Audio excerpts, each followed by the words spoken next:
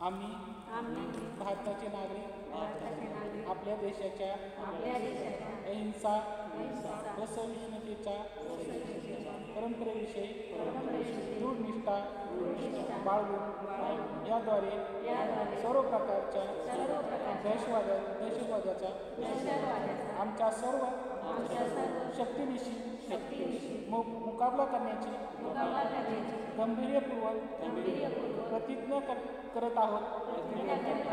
आम्ही प्रतिज्ञा करतो की आम्ही सर्व मानव बंधूंमध्ये शांती, सामाजिक एकोपा आणि सामंजस्य टिकावून वैदिष्ण्य करून तसेच मानवी जीवित आणि मूल्य धोक्यात आणणाऱ्या विघटनकारी शक्तीचा प्रतिकार करू। जय जय।